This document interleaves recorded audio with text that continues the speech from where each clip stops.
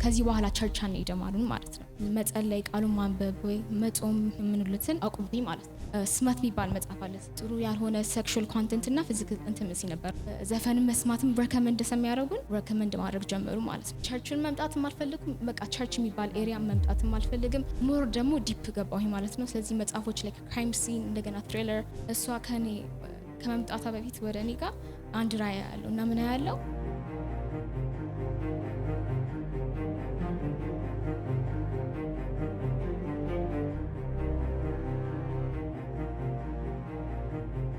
ስሜ ኦፊፍ ደረሰ ይባላል። የምኖረው አቃቂ ቃሊቲ ነው። መጀመሪያ ከምስክርነቴ ልጀምር። ክራይስት ሚሽን ቸርች ከመገናኘቴ በፊት ያለሁበትን ሁኔታ ልነግራችሁ እፈልጋለሁ። ያው የመጣሁት ከክርስቲያን ቤተሰብ ነው።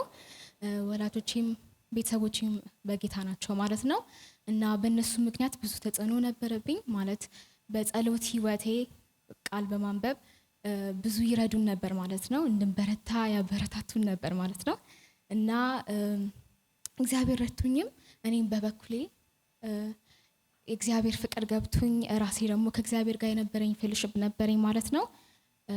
በቃ ቃልን ማንበብ በጣም ወድ ነበረ። በጸሎት መጸለይ እና ከእግዚአብሔር ጋር ያለኝን ህብረት ማጠናቀር በጣም ወድ ነበረ እና እንደዛ የሆነ የምንሄድበት ቸርች ነበረን እና በአንዳንድ ሁኔታዎች ወላጆቻችን ነግረውን ከዚህ በኋላ ቸርች አንሄድም አሉን ማለት ነው። ስለዚህ ቸርች መሄድ አቆምን ማለት ነው እና በዛ ምክንያት የነበሩን ልማዶች መጸለይ፣ ቃሉን ማንበብ ወይ መጾም የምንሉትን አቁምኩኝ ማለት ነው። ከዛ በኋላ ቀስ እያልኩኝ እሱን እያቆምኩኝ መጣ ማለት ነው።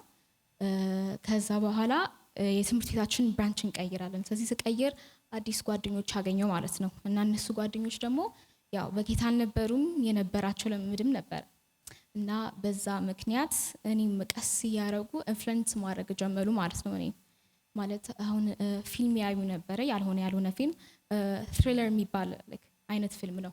ትሪለር ማለት ኮንክሉድ ለማድረግ ልብ የሚሰቅል ማለት ነው። አንድ ጊዜ ከጀመራችሁት ማቆም አትችሉም መሀል ላይ ማለት ነው እና ኢትስ ላይክ አ ሲሪዝ ትጀምሩታላችሁ፣ ማቆም አትችሉም። በቃ መጨረስ ነው ወዲያው። በቃ ሳቲስፋይድ እንድትሆኑ በቃ መጨረስ ያምራችኋል እና እሱ እንደዚህ አይነት ፊልም ያዩ ነበረ። መጽሐፍ ደግሞ ስማት የሚባል መጽሐፍ አለ። ስማት መጽሐፍ ማለት again it's thriller እንደሆነ ሆኖ at the same time ጥሩ ያልሆነ ሴክሹዋል ኮንተንት እና ፊዚካል ኢንቲመሲ ነበረው ማለት ነው። and then ሌላ ደግሞ ዘፈን ይሰሙ ነበረ። ስለዚህ እኔ መጀመሪያ ራሴን ጠብቃለሁ ብዬ ነበር ያሰብኩት፣ ግን ያው ኢንፍሉዌንስ ያደርጉናል ማለት ነው። ከነሱ ጋር ሙል ከሆነ እነሱን የሚያደርጉትን ነገር ቀስ በቀስ ኢንፍሉዌንስ ያደርጉኛል ማለት ነው። ስለዚህ የነበሩኝን ልማዶች ሳቆም እነዚህን ልማዶች ጀመርኩኝ ማለት ነው። መጀመሪያ ቀስ ብለው እንዲህ ፊልም አታይም እንዴ ብለው ሬኮመንድ ያደርጉኛል። እኔ ያው ጓደኞቼ ስለሆኑ ያው እነሱም ለክፉ ብሎ አይደለም አይደለ። ከዛ በኋላ እኔ ማየት ጀመርኩኝ ማለት ነው። በአንድ ፊልም ነበረ፣ ያው ደስ ይልም ነበረ። ከዛ አንዱ ስጨርስ እንዴ ሌላ አታይም እንዲህም አለ ይሉኛል። ከዛ ማየት ጀመርኩኝ ማለት ነው። መጽሐፍ ማንበብም ጀመርኩኝ። ያው መጽሐፍ ትምህርት ቤት ይዘው ስለሚመጡ እንዋዋስ ነበረ እና የነበሩኝ ጓደኞች ያው ጎበዝ ስለሆኑ መጽሐፍ ማንበብም ይወዳሉ። ከዛ በኋላ መጽሐፍ ማንበብ ጀመርኩኝ። ዘፈንም መስማትም ሬኮመንድ ስለሚያደርጉን ሬኮመንድ ማድረግ ጀመሩ ማለት ነው። ከዛ በኋላ ወላጆቼ እግዚአብሔር መርቷቸው ወደዚህ ቸርች ይመጣሉ ማለት ነው እና የዛኔ ስመጣ የአርብ ቀን ነበር፣ የመንፈስ ቅዱስ ምሽት ነበረ ማለት ነው። አርብ ቀን ነበር፣ ደክሞን ነበረ፣ መግባት አልፈለኩኝም እና በቃ እንደምንም ብዬ ወይ መኪናው ስልቀመጥ ስላቸው አባቴ ስለነበረ ያው አባቴን ካልታሰስኩ ማለት ታዘዛለሁ። ስለዚህ እንደምንም ብዬ ገባው ማለት ነው እና ወደ ኋላ አካባቢ ነበር የተቀመጥነው እና ኦልሬዲ ፕሮግራሙ ጀምሮ ነበረ። ከዛ በኋላ ፕሮግራሙ ጀምሮ ነበርና ፓስተር እያስተማረ ነበረ። ብዙም ትዝም አይለኝም እና ምንድነው ከዚህ ቸርች በፊት የነበርንበት ቸርች ተጽዕኖ ስለፈጠረብኝ ኢዚሊ ለፓስተር ወይ ለቸርችም ልቤን ከፍቼ መስማትም አልፈለጉኝም ነበር፣ ፈቃደኛም አልነበርኩም። ማለት ቸርችን መምጣትም አልፈልግም፣ በቃ ቸርች የሚባል ኤሪያ መምጣትም አልፈልግም። የነበረኝ ልምምድ ቀይሬያለሁ ኦልሬዲ።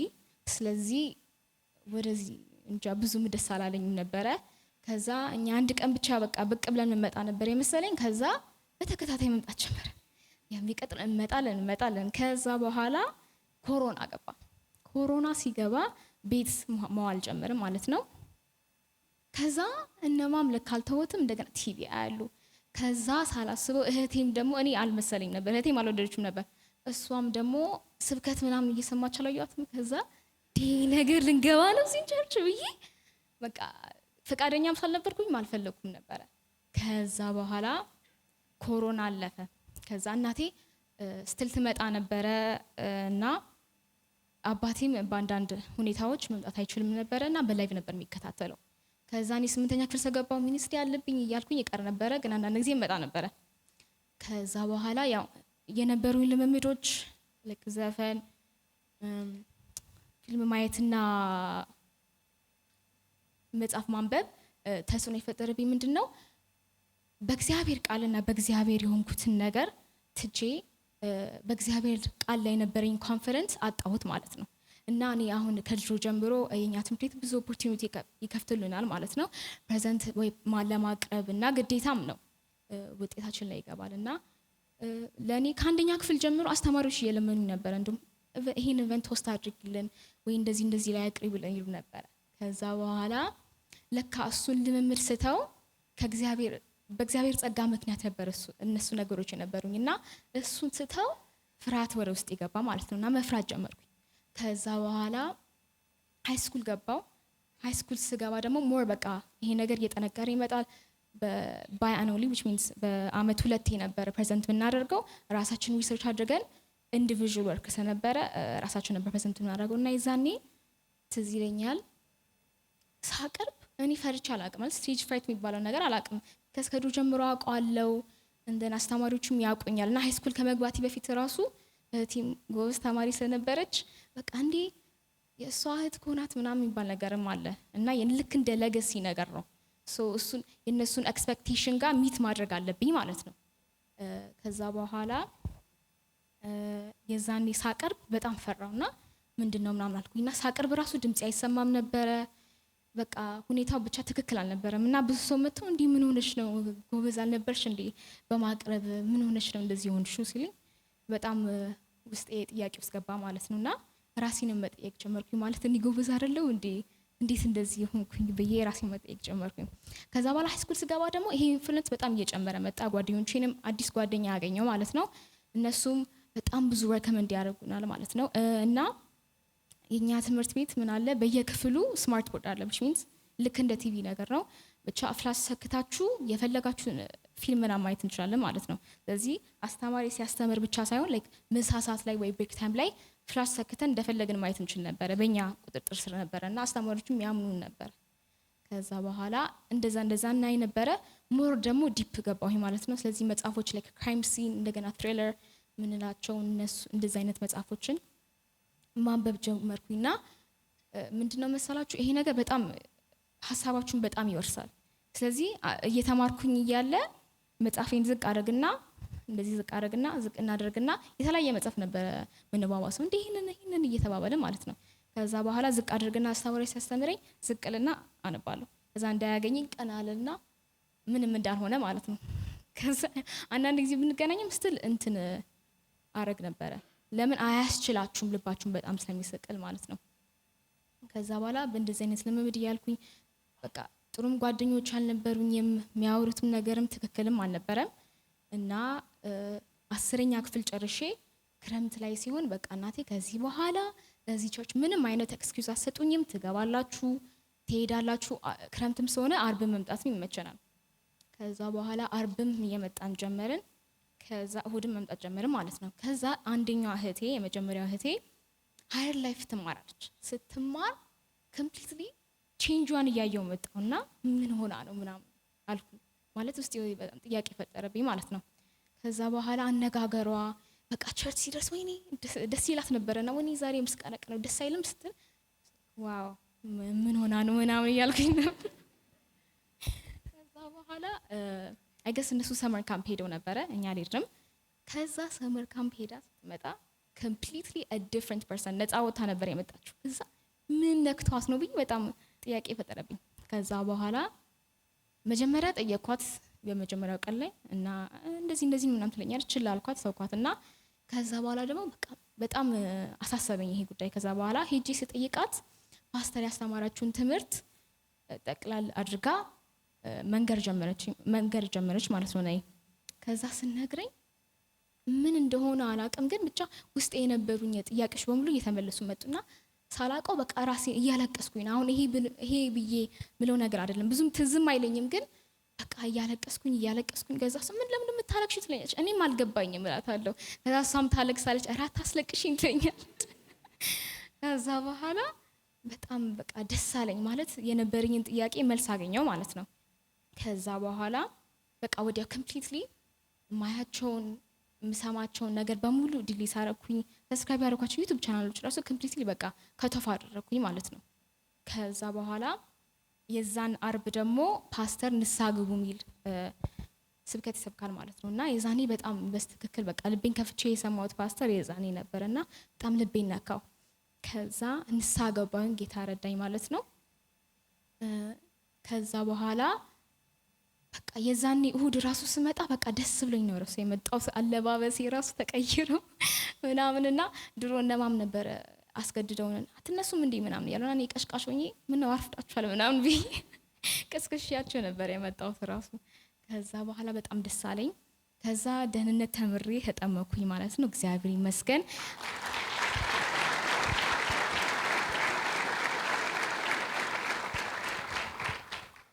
ሪኮሚት አደረኩኝ ማለት ነው።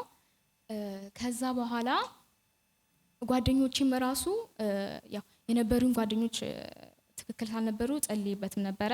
እግዚአብሔር ካንተ ያልሆኑ ጓደኞች ካሉኝ ሪሙቭ ይደረጉ ብዬ ጸልይ ነበርና ኮምፕሊት ትምህርትም ቀየሩ። ከዛ በኋላም ራሱ ተክሳል አደረጉኝም ነበረ። ከዛ በኋላ ትምህርት ሲሄድ ራሱ መተው እንዲህ ምን ሆነሽ ነው ምናምን ብለው ሲጠይቁኝ እኔ ደግሞ እግዚአብሔር ረቱ ለነሱም ስመሰክርላቸው ነበርና ለብዙ ሰዎችም ራሱ ወደ ቃሉ መመለስ ሆኖላቸው ነበርና እግዚአብሔር ለኔ ብቻ ሳይሆን ለነሱም ረዳቸው ማለት ነው።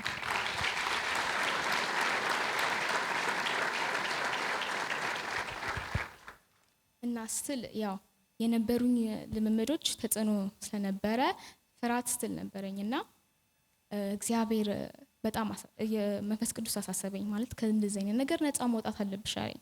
ከዛ በኋላ ነፃ መውጣት አለብኝ ወይ አልኩኝና ጸለይኩኝ። ከዛ የመንፈስ ቅዱስ ምሽት አርብ ላይ መጣሁኝና እየተጸለየልን ነበረና ፓስተሩት እየጸለየች ነበረ።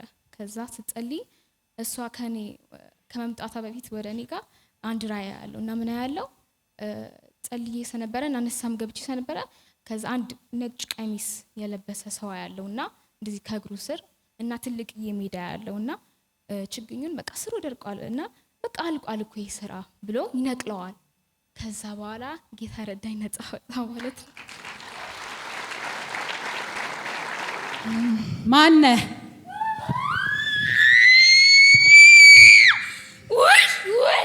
ወይ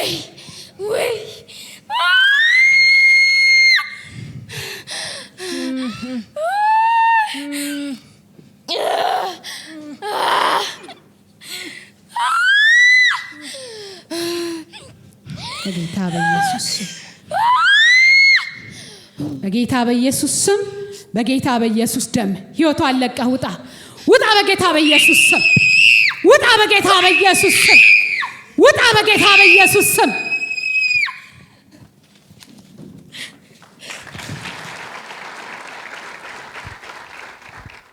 ከዛ በኋላ ራሱ ያው ነፃ መውጣት ፕሮሰስ አንድ ጊዜ ጨርሰን የምናልፈው ነገር አይደለም ማለት አሁን ይሄ የፈራው የዛኔ ፈርቼ የነበረኝ አስተሳሰብ ነበረ እና ሞር የቃሉ ብርሃን ሲበራልን እሱ አስተሳሰብ እየተለወጠ ይመጣል ማለት ነው። ስለዚህ እግዚአብሔር ቃል እየወረሰኝ መጣ ማለት ነውና ወዲያው በቃ በሮች ተከፈቱልኝ። ትምህርት ቤት በሁለት ኮምፒቲሽን አንደኛ ወጣው። ለኔ ብቻ ሳይሆን ራሱ ፕሪቪሌጅድ ያልሆኑ ተማሪዎች እኔና አንድ 5-6 ጓደኞች እናለን ለነሱም ትሬን አድርገናቸው እግዚአብሔር ረዳኝ ማለት ነው። እኔ ብቻ ሳይሆን ለሌሎችም እንድተርፍ እግዚአብሔር ረዳኝ ማለት ነው። እግዚአብሔርን አመስግኑልኝ።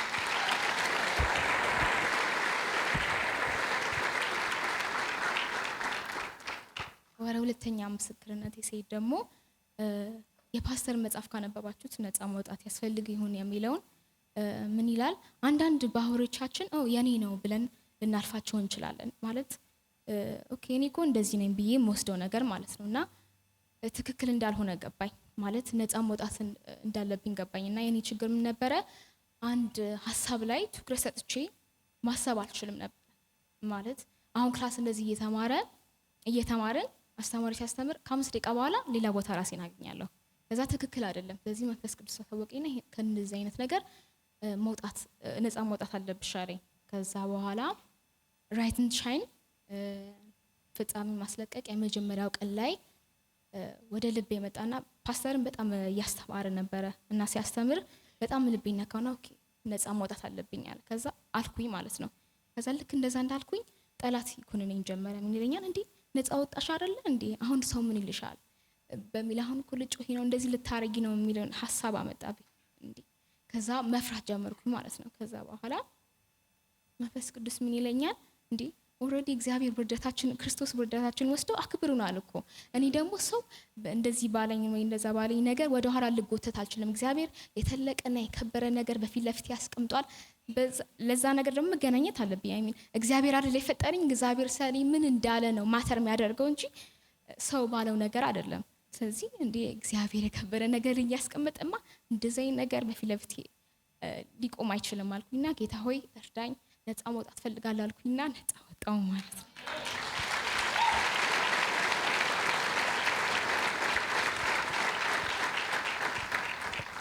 ከዛ በኋላ የነበሩኝ ለውጦችን ለመናገር ያው ክላስ ላይ ስንማር ፎከስ አድርጌ መማር እችላለሁ ማለት ነው። ሀሳቤ አይሰረቅም እና እግዚአብሔር ረዳኝ ማለት ነው። እግዚአብሔር ስላበዛልኝ ምሕረትና ቸርነት አመስግኑልኝ።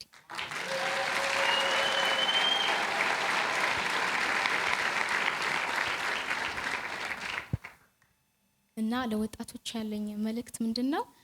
ሰው ምን ይለኛል በሚለው ነገር ወደ ኋላ አትጎተቱ። እግዚአብሔር የተለቀና የከበረ ነገር በፊት ለፊታችን አስቀምጧል ነው እና ሌላ ሰው ባላችሁ ነገር አትያዙ፣ አትጎተቱ። እና አንዳንድ ነገሮች ባህሪያችን ወይ የኔ ነገር ነው ብለን ልንቀመጥ እንችላለን። ግን እግዚአብሔር አንድ ነገር ትክክል አይደለም ብሎ ሲነግረን እግዚአብሔር ምሕረቱን ሊያሳየን ፈቅዶ ነውና አክኖሎጂ ማድረጋችን ድካማችን አክኖሎጂ ማድረጋችን አይደንቲፋይ ማድረጋችን ራሱ it's 50% of the victory። so እግዚአብሔርን አመስገናችሁ ልባችሁን ለመንፈስ ቅዱስ ክፈቱ ማለት ትፈልጋለሁ። አመሰግናለሁ።